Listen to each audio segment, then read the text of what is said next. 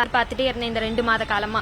அவரும் எதுவும் கொடுக்குற மாதிரி தெரியல. எனக்கு இதுக்கப்புறமும் அவர் கொடுப்பாரு அப்படிங்கிற நம்பிக்கை இல்லை. அதனால தவேகா தலைவர் திரு விஜய் அவர்கள் மேலையும் அவரோட தொண்டர்கள் மேலையும் கம்ப்ளைண்ட் ஃபைல் பண்ணியிருக்கேன் இன்னைக்கு கமிஷனர் ஆஃபீஸ்ல.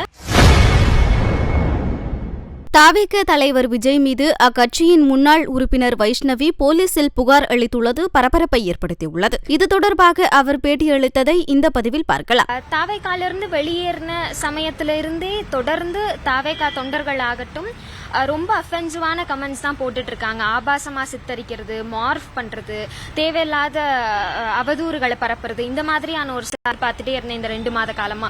அவரும் எதுவும் கொடுக்குற மாதிரி தெரியல. எனக்கு இதுக்கப்புறமும் அவர் கொடுப்பாரு அப்படிங்கிற நம்பிக்கை இல்லை. அதனால தவேகா தலைவர் திரு விஜய் அவர்கள் மேலையும் அவரோட தொண்டர்கள் மேலையும் கம்ப்ளைண்ட் ஃபைல் பண்ணியிருக்கேன் இன்னைக்கு கமிஷனர் ஆஃபீஸ்ல. இளம் பெண்கள் அரசியலுக்கு வர்றது அப்படிங்கறதே இப்பதான் அதிகமாயிட்டு இருக்கு.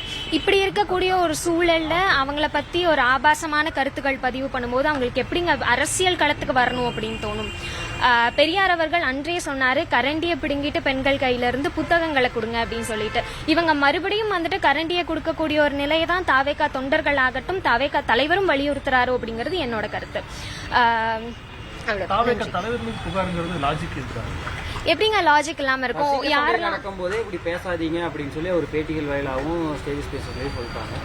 ஆன்லைன்ல இந்த மாதிரி பண்றாங்க அப்படிங்கும்போது அந்த கட்சி தலைவர் அவர் நிறைய இடங்கள்ல தனிப்பட்ட நபர்கள் ஒவ்வொருத்தங்களும் யாரு தவேகாக்கு சப்போர்ட் பண்றாங்களோ அங்க எல்லாருமே எங்களோட விர்ச்சுவல் வாரியர்ஸ் தான் அப்படிங்கறத தெளிவா சொல்லியிருந்தாரு. அண்ட் நான் அவர் கட்சியில இருந்து வெளியேறின காலம் தொட்டே நிறைய பெண்கள் ஐடியாலஜிக்கலா நாங்க ஸ்டாண்ட் எடுக்கிறோம் அப்படிங்கிற பட்சத்துக்கு அவங்க ஆப்போசிட்ல இருந்து நாகரிகமான ஒரு அரசியல் விவாதத்தை தான் நாங்க எதிர்பார்க்கிறோம். ஆனா அது இங்க நடக்கிறது இல்லை அப்படிங்கறதா உண்மை. சோ அதை கண்டித்து அவர் விர்ச்சுவல் வாரியர்ஸ் மேல அவர் ஏன் ஒரு அறிக்கை கூட வெளியிட மாட்டேங்கிறாரு அப்படிங்கறது எங்களோட கேள்வி. விளம்பரத்துக்காக வைஷ்ணவி இந்த மாதிரி பண்றாங்கங்கிற மாதிரி விளம்பரத்துக்காக